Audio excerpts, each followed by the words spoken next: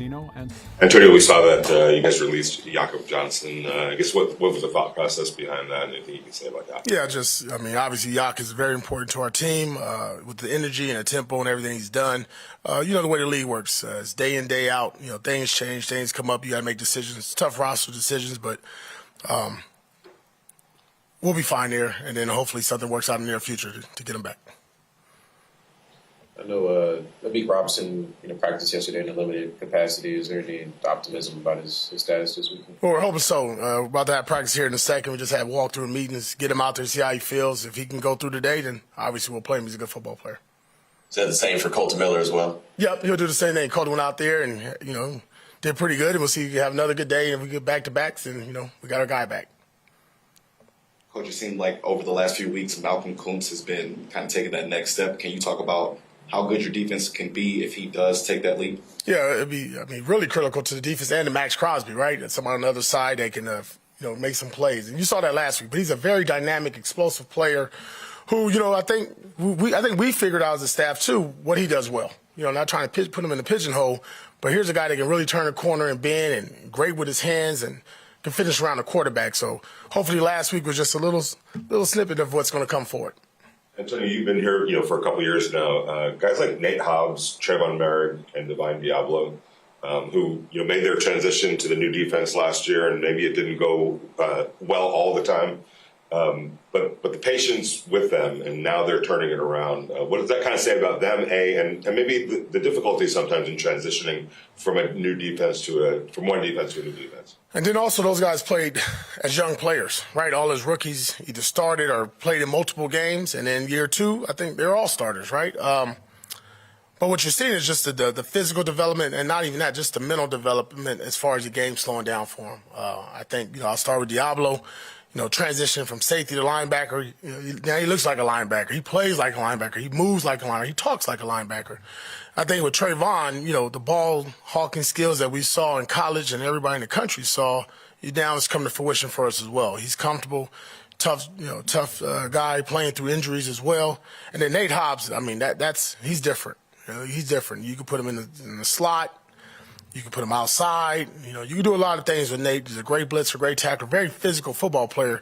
That's a good nucleus to have there. You keep adding guys like, Max and Robert Spillane with a mixture of some vets. It gives us a good opportunity to be a good defense going forward.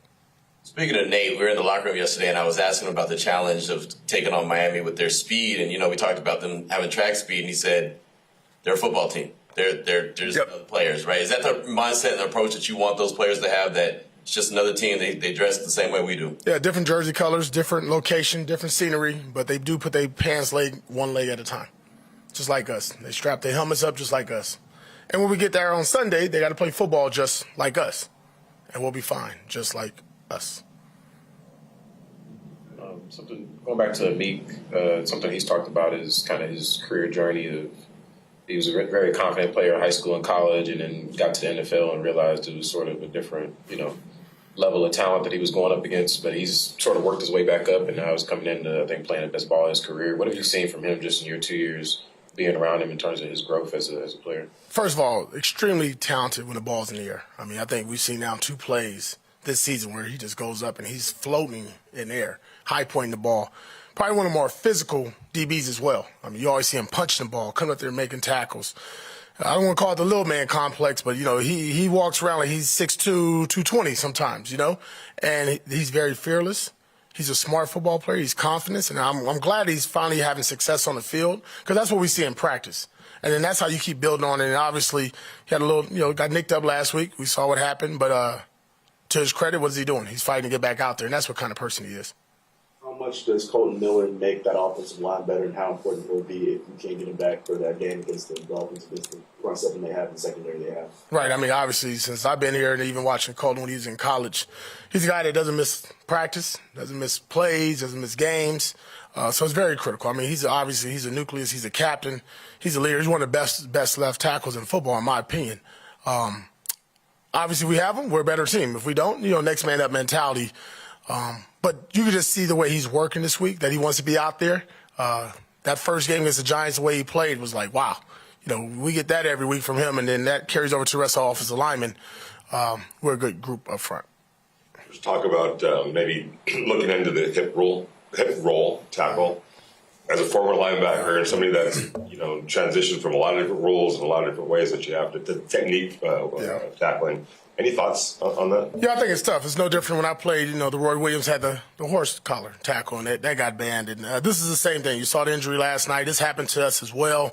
It ain't old school or new school. It's right school. I'm always about facing the guy up. Get yourself in the best position to face a football player up. When you jump on the side of them, we really don't teach that. We try to teach, get our head behind, shoulder, same foot, same shoulder. And that's what we work on every day. I think those are one of the situations that's tough because defenders, most time you're chasing, you're coming from awkward positions. And I think that is something, the league, the owners, everybody's going to have to talk about this all season because, when you see good football players like that go down, that's not what we want. When you were playing, did you want some kind of speech before the game to get you to come out with your hair on fire? And is that a kind of approach that you take with your team as well? No, I never minded. You know what I mean? Obviously I played with Strahan and some Bruce Smith and LeVar Arrington, Jesse Armstead. That's some guys that can really talk and knew how to talk and get you going prime as well. But I was pretty much self-motivated, but it was always good to see your leaders, your best football players, your captains, the guys in the trenches talk. That set the tone a little different, We have that here. I mean, it's amazing the amount of guys that speak up and talk to the team. And the things that they say, AP says it my way. Tay says it his way. Josh Jacobs says it his way, Spill and Max. So for us to have that chemistry and also that ability to speak to one another and to speak freely and to demand out of each other and demand from yourself and showcase that's huge. That's accountability. Cool. All right, fellas. See you around. You've been watching Breaking News from the Las Vegas Review-Journal, sponsored by Michael Gaughan's South Point Hotel, Casino, and Spa.